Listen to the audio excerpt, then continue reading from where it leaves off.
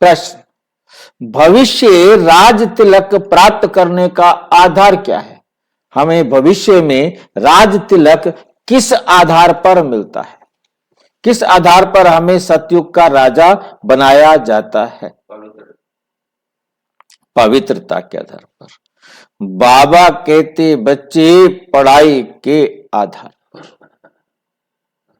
ठीक है, पढ़ाई करेंगे तो पवित्र बनेंगे ना। बेस तो पढ़ाई है ना। हर एक को पढ़कर राज तिलक लेना है, हर एक को पढ़कर राज तिलक लेना है। पवित्रता क्यों नहीं कहा डायरेक्ट बाबा ने? क्योंकि ऐसे बहुत हैं जो ब्रह्मचर्य का पालन दुनिया में करते हैं, परंतु वे सतयुग की राजाई नहीं ले सकते, सतयुग की राजाई नहीं ले सकते। सिर्फ सतयुग की राजाई के लिए ब्रह्मचर्य की पवित्रता नहीं, क्योंकि पवित्रता जब कहा जाता है तो सामान्य व्यक्ति समझता है कि ब्रह्मचर्य के साथ साथ हमारे संकल्प तक भी पवित्र हो। हमें 5 प्रकार की पवित्रता पर ध्यान देना होता है। बाबा ने बहुत क्लियर बात समझा दी। वो 5 प्रकार की पवित्रता कहां से आएगी?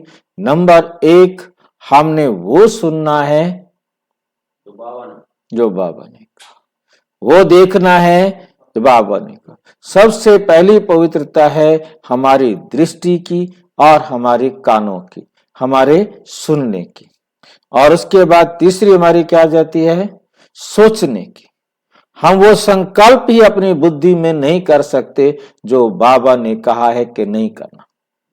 जिस संकल्प को करने के लिए बाबा ने मना किया है वो संकल्प हमने नहीं करना है। और फिर हम बोलेंगे भी नहीं, हम करेंगे भी नहीं। हमारे हर कर्म में बाबा की श्रीमत, बोलने में श्रीमत, सोचने में श्रीमत, देखने और सुनने में श्रीमत, ये 5 प्रकार हम बाबा की श्रीमत पर चलेंगे, तब हम संपूर्ण पवित्र बन सकते हैं।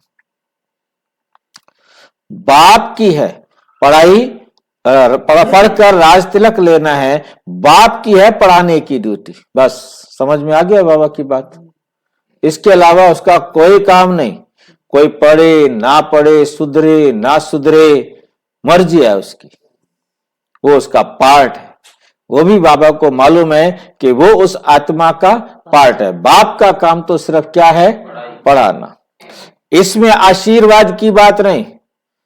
मेरा हाथ है ही नहीं जो तुम पकड़ के अपने सिर पर रख लो कि बाबा आशीर्वाद कर दे। बस गुरुजी का तो बाबा का हाथ पकड़ते हैं, अपने सिर के ऊपर रख देते हैं, रख दे बाबा सिर के ऊपर हाथ, बस अब मैं आपकी शरण में हूं, आपको मैं हर महीने पैसे देता रहूंगा, ठीक है, रिश्वत देता रहूंगा, बस आप अपने क्या बनाए रखना?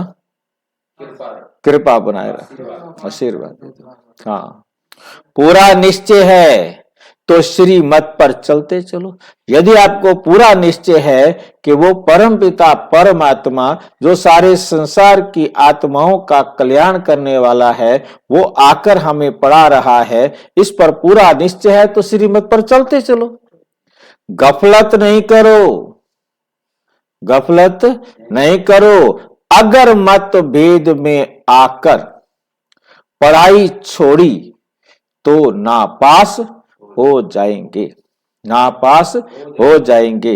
इसलिए बाबा कहते हैं, मीठे बच्चे अपने ऊपर रहम करो, अपने ऊपर रहम करो। आशीर्वाद मांगनी नहीं है, पढ़ाई पर ध्यान देना है, पढ़ाई पर ध्यान देना है। ओम शांति।